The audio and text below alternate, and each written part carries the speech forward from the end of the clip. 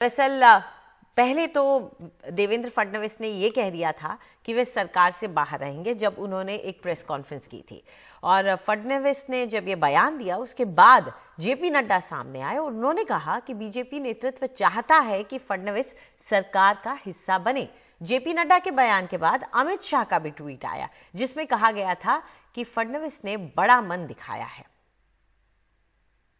Bharatiya Janata party की केंद्रीय team ने इस बात को तय किया है कि देवेंद्र जी को सरकार में आना चाहिए और सरकार में पदभार संभालना चाहिए, और इसलिए देवेंद्र जी से व्यक्तिगत रूप में भी आग्रह किया है और केंद्र ने इस बात को निर्देशित किया है कि देवेंद्र जी उप मुख्यमंत्री के रूप में, डिप्टी चीफ मिनिस्टर के रूप में कार्यभार संभालें और महाराष्ट्र की जनता और महाराष्ट्र की लोगों की जो आकांक्षाएं हैं उसको पूरा करने के लिए पूरी ताकत लगाएं और जन जन की आकांक्षाओं को एक विकसित प्रदेश के रूप में महाराष्ट्र को खड़ा करने में अपना योगदान करें।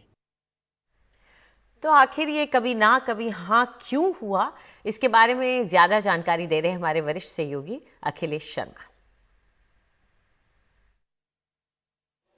बिल्कुल, ये काफ़ी नाटकीय घटनाक्रम था जिसमें देवेंद्र फडणवीस ने साझा प्रेस कॉन्फ्रेंस में घोषणा की थी कि एकनाथ शिंदे मुख्यमंत्री होंगे। इससे पहले लगातार ये कहा जा रहा था कि देवेंद्र फडणवीस मुख्यमंत्री होंगे, लेकिन फडणवीस ने शिंदे का नाम घोषित किया और जब घोषित किया तो अपने बारे में ये कहा कि वो सरकार में शामिल नहीं होंगे। तो ये स्क्रिप्ट के मुताबिक नहीं था, क्योंकि यहाँ से उन्हें संदेश दिया गया था कि आप उप मुख्यमंत्री होंगे, आप इसका ऐलान कीजिए। लेकिन शायद फडणवीस को ये फैसला पसंद नहीं आया था, रास नहीं आया था। यही कारण है कि उन्होंने सरकार में शामिल नहीं होने की घोषणा की। जब उनका ये अनाउंसमेंट हुआ तो उसके बाद दिल्ली से लेकर मुंबई तक तार खड़खड़ाए गए, टेलीफोन लाइन्स चल गई और उसके बाद फ़ोन किए गए। फडणवीस को कहा गया कि आपको उप मुख्यमंत्री बनना है। इसके पीछे क्या सोच है, रणनीति है, ये बीजेपी जाने, लेकिन साफ तौर पर एक तरह का डिमोशन देवेंद्र फडणवीस का किया गया। जेपी नड्डा जो कि पार्टी के अध्यक्ष है, उन्हें कैमरे के सामने आकर कहना पड़ा कि फडणवीस उप मुख्यमंत्री होंगे। बाद में गृह मंत्री अमित शाह ने भी कहा कि फडणवीस ने बड़ा दिल दिखाते हुए उप मुख्यमंत्री बनने का फैसला किया है।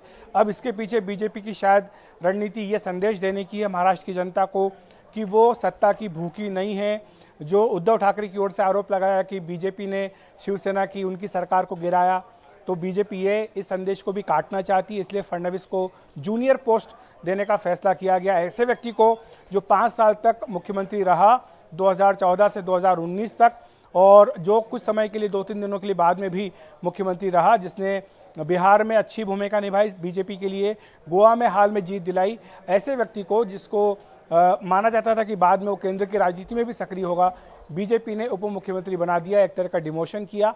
और बीजेपी में इतिहास रहा है हालांकि इस तरह का। बाबूलाल गौर मध्य प्रदेश के मुख्यमंत्री थे, बाद में वो शिवराज सिंह चौहान की सरकार में मंत्री बन गए।